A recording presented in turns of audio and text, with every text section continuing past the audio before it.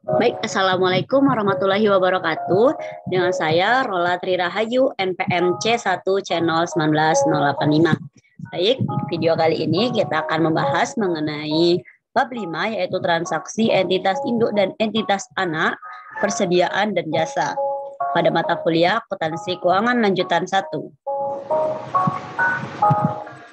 Pokok bahasan, adanya transaksi yang melibatkan entitas induk dengan entitas anak ketika sudah terjadi akuisisi atau sudah terjadi kombinasi bisnis.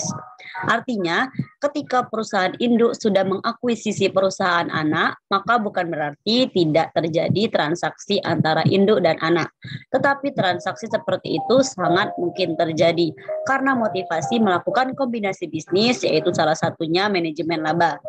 Misalnya, perusahaan induk menjual barang dagangan secara besar-besaran ke perusahaan anak karena ingin meningkatkan angka penjualan. Jika menjelang akhir tahun penjualan itu dihitung ternyata turun drastis, itu sebabnya adanya transaksi hubungan istimewa antara induk dan anak.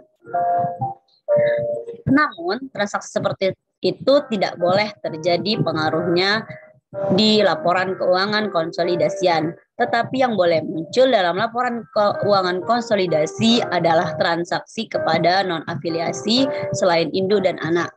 Baik adanya transaksi penjualan antara perusahaan induk maupun perusahaan anak. Perusahaan induk tetap melakukan pencatatan, sebab itu transaksi penjualan dan ada buktinya. Begitupun anak akan tetap mencatat penjualan tersebut sebagai transaksi pembelian. Masing-masing dibukukan, perusahaan induk dan perusahaan anak akan mencatat, dan pada saat menyusun laporan keuangan konsolidasi dalam neraca saldo perusahaan induk termasuk penjualan dalam perusahaan anak, kemudian pembelian yang dilaporkan persediaan menggunakan sistem perpetual. Maka persediaan yang dilaporkan di neraca perusahaan anak merupakan persediaan yang diperoleh dari perusahaan induk.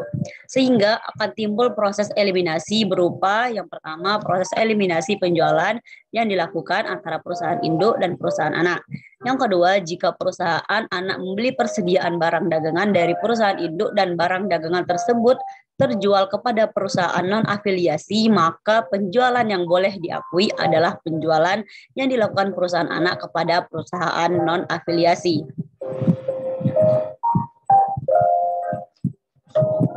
Laporan keuangan konsolidasi adalah laporan keuangan yang menyajikan informasi tentang kinerja dan posisi keuangan perusahaan, termasuk arus kas dari suatu kelompok usaha, bukan dari entitas tunggal, tetapi dari kelompok usaha yang bergabung.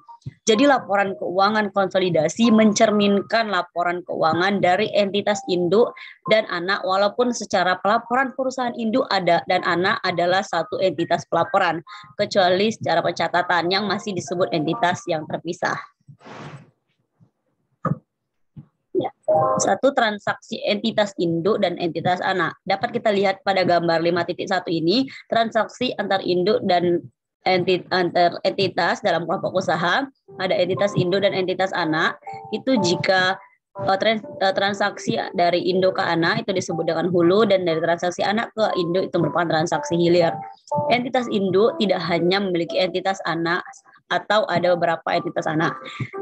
Maka yang dikatakan transaksi dalam ini yaitu barang dagangan itu mengalir dari entitas induk dan entitas anak. Aset tetap ditransfer atau mengalir atau dijual dari entitas induk kepada entitas anak, begitupun sebaliknya. Antara entitas anak pasti ada transaksi yang melibatkan transaksi antar entitas anak. Yang kedua, pentingnya eliminasi atas transaksi antara entitas induk dan entitas anak. Adanya transaksi yang melibatkan entitas induk bertransaksi kepada entitas anak, maka dampak atau pengaruh tersebut tidak boleh dimunculkan, tetapi harus kita eliminasi.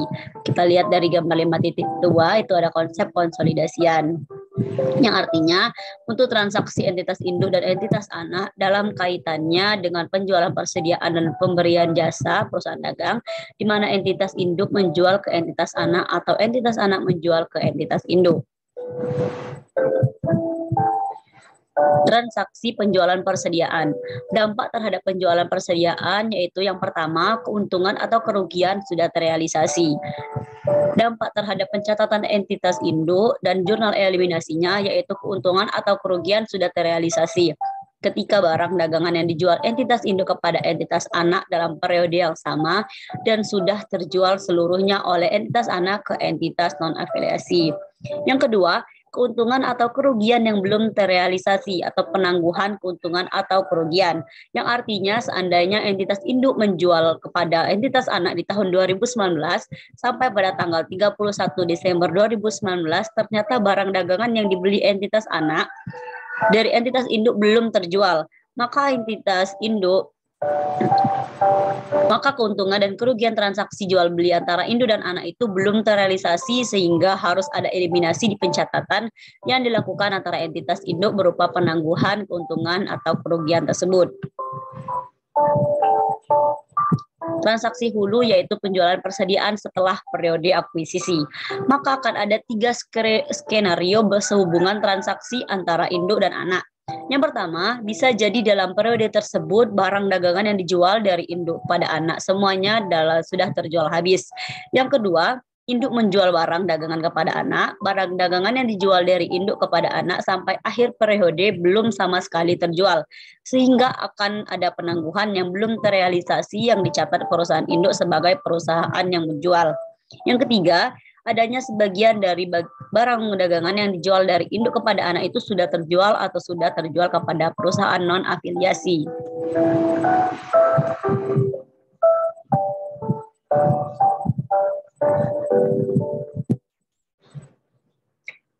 Transaksi hilir yaitu penjualan persediaan setelah periode akuisisi. Artinya yang menjual barang dagangan adalah perusahaan anak kepada perusahaan induk.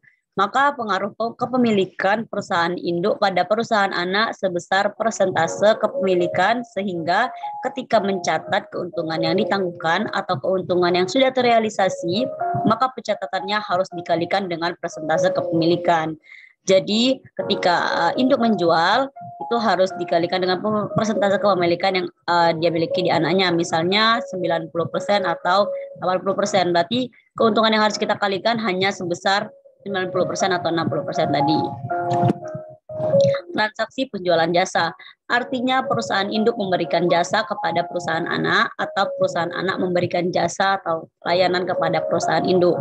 Karena tidak ada hubungannya dengan persediaan atau dalam penjualan persediaan ada yang belum terjual semua atau hanya terjual sebagian. Sedangkan untuk penjualan jasa ketika perusahaan induk memberikan jasa kepada perusahaan anak atau perusahaan anak memberikan jasa, ketika transaksi itu selesai maka akuntansinya sudah 100%. Itu saja yang kita bahas pada bab 5 kali ini. Sekian dan terima kasih. Wassalamualaikum warahmatullahi wabarakatuh.